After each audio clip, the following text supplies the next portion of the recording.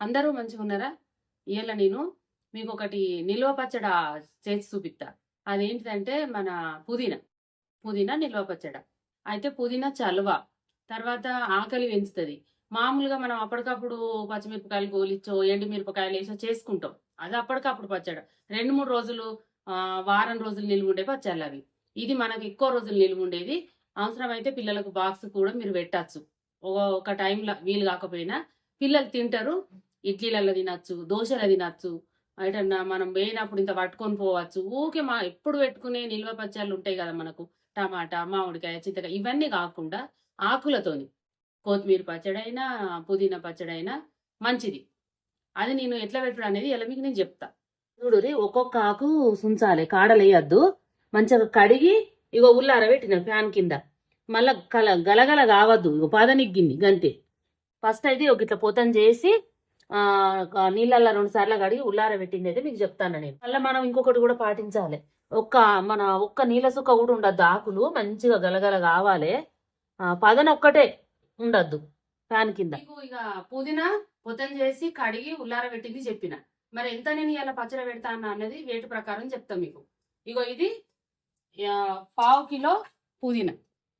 1/2 kilo పుదీనాకు నేను ఎన్ని కట్టలు తెచ్చుకున్నా అంటే ఒక 30 కట్టలు తెచ్చిన. దాదాపు 3 1/2 కిలోలు అవుతుంది. పొతం చేసినాక ఆకుల్ని కడగక ముందే నేను జోక్కున్నా. 1/2 కిలో తీసుకున్నా. తీసుకొని కడిగి ఉల్లారబెట్టిన. అయితే మీకు పెట్టుకోవాలనుకున్న వాళ్ళకు కొలతల ప్రకారం చెప్తా, వేటు ప్రకారం చెప్తా. ఇగో చూడుండ్రి, ఇదైతే ఈ మిక్సీ జాడి అయితే అందరికి ఉంటుంది. గింత అంత ఎక్కువ తక్కువ కానీ చిన్న జాడి అందరికి ఉంటుంది. గ్రైండర్ జాడిలా పట్టిన కాడికి ఒత్తుండ్రి. మనం ఆకు పెట్టిన కొద్దీ మీకు తెలుస్తుంది. అయ్యో, ఇంకా బాగా ఒత్తి పెడితే కింద రాలిపోతుంది. ఇగో ఇట్లా పెట్టినాం పట్టిన కాడికి బోడెల్తి. ఒకటి ఇగో ఇట్లా తీసుకోరు. ఇది రెండోది.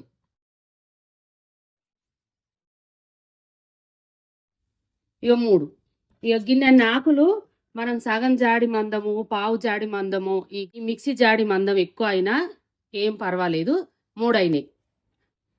తక్కువ కాకుండానే చూసుకోర్రి, ఎందుకైనా మంచిదే. ఎక్కువ ఉన్నా ఏం కాదు. ఇంత సగం జాడి మందం ఎక్కువ ఉన్నా ఏం కాదు. తక్కువ కాకుండా చూసుకోర్రి. సరే, ఇప్పుడు ఇక ఈ ఆకైతే మీకు కొలిచి చూపించిన. చింతపండు చెప్తా. 50 గ్రాములు. మన 1/2 కిలో పుదీనాకు 50 గ్రాముల చింతపండు.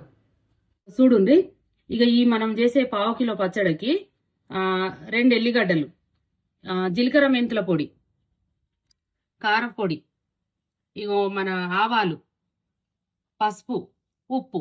ఇక మళ్ళీ ఎవేవి ఎంత వేయాలనో నేను వేసేటప్పుడు చెప్తా. ఎల్లిగడ్డలు కూడా ఇటు ఆకేయించుకుంటా, పొట్టు తీసుకుంటా. 2 ఎల్లిగడ్డలు. అయితే ఫస్ట్ ఏం చేయాలి, నేను ఆకేయించక ముందు చింతపండు నానబెట్టుకుంటా.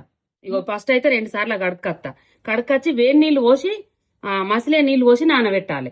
అయితే చింతపండు నేను ఇంట్లో కొట్టుకున్న చింతపండే, మంచిగా పొతం చేసి ఎండబెట్టిందే.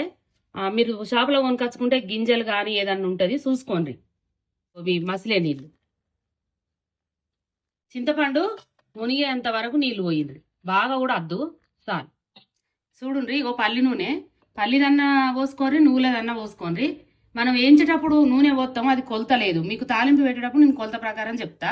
ఇగో ఇప్పుడైతే సగం పావే పోసిన, పావేడు కూడా పోయలేదు.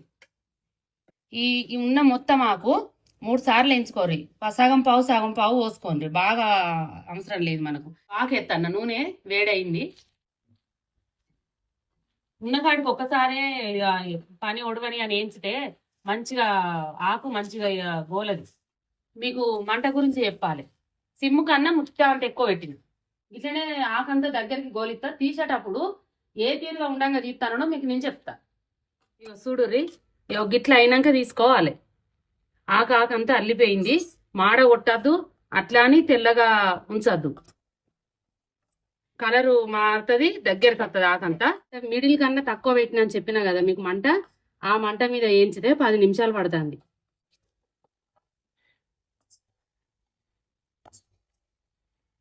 మళ్ళీ బాగా మాడేయించితే కూడా పుదీనా వాసన రాదు, వాసన అంతా తేలిపోతుంది.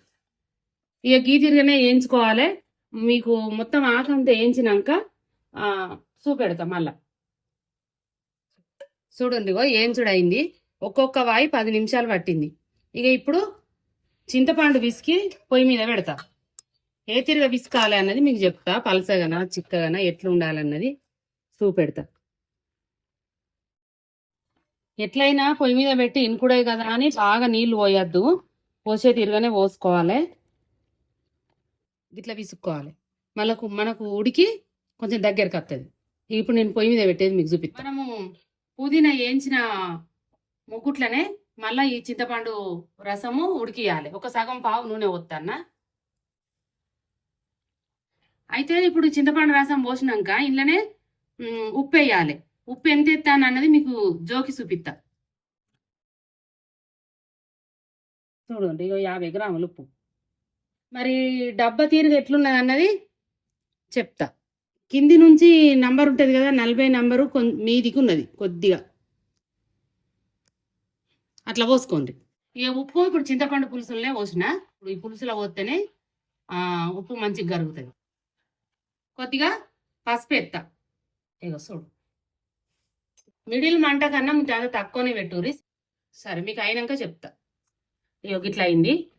ఇక బుడగలు వస్తున్నాయి. ఇక దించుకోవాలి. గట్టిగా అయింది. ఇగో నీరంతా ఇనికింది. ఇక బాగా గట్టిగా కావద్దు. ఈ తీరుగా అయినప్పుడు బంద్ చేసుకోవాలి. ఇది చల్లగా కావాలి. బంద్ చేస్తాను. ఇప్పుడు ఇది మొత్తం చల్లగా కావాలి. ఈలోగా నేను ఆవాల పిండి మిక్సీ పట్టేది మీకు చూపిస్తా. ఇవి ఆవాలు చెంచాతోనే ఒక 2 చెంచాలు 2 చెంచాలు పోసిన 2 చెంచాలు ఎత్తన్న పౌడర్ పట్టి. ఈ ఆవాలు ఏంచలేదు పచ్చి. ఇప్పుడు మిక్సీ పట్టుకొస్తా.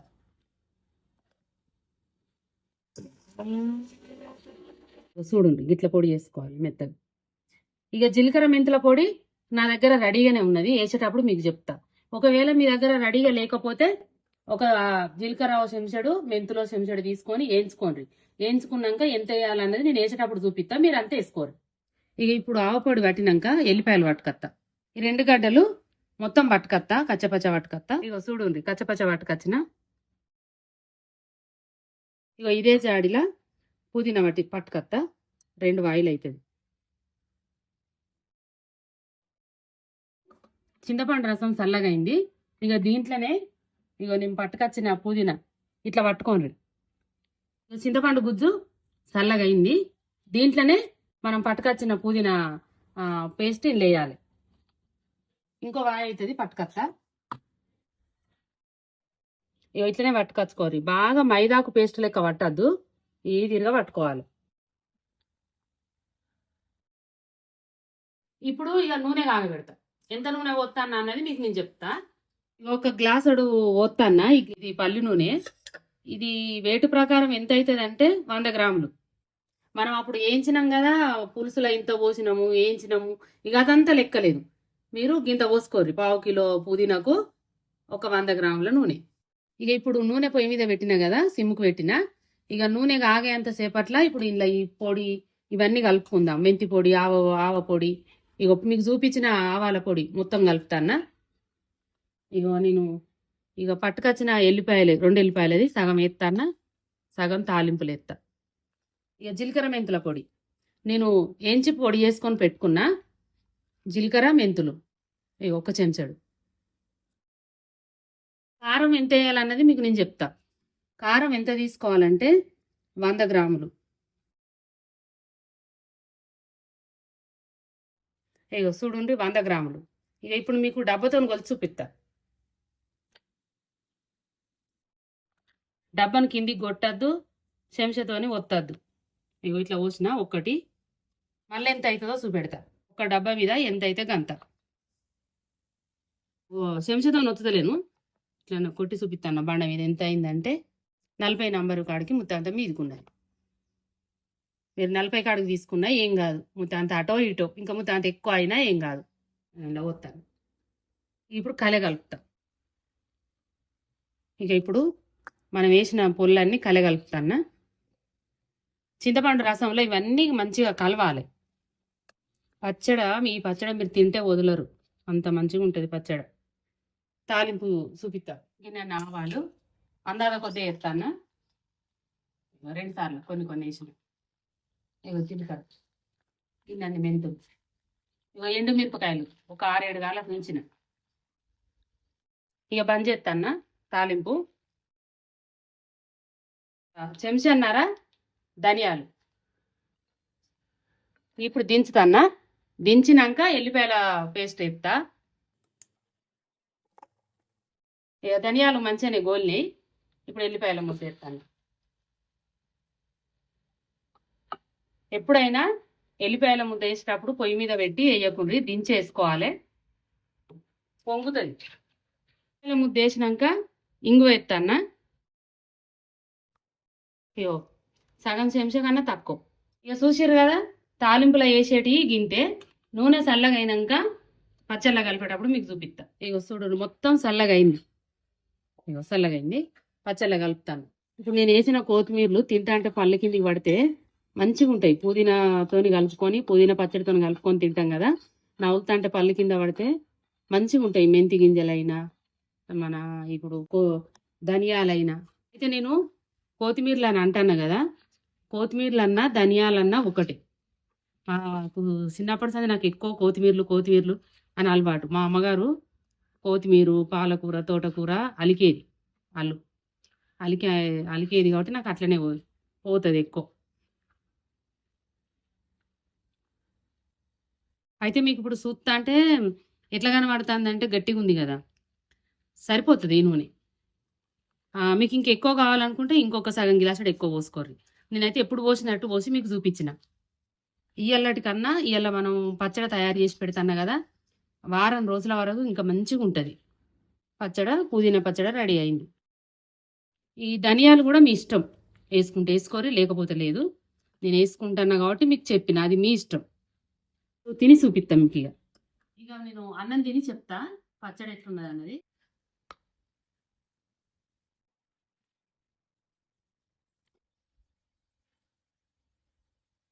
తింటాను ఇక.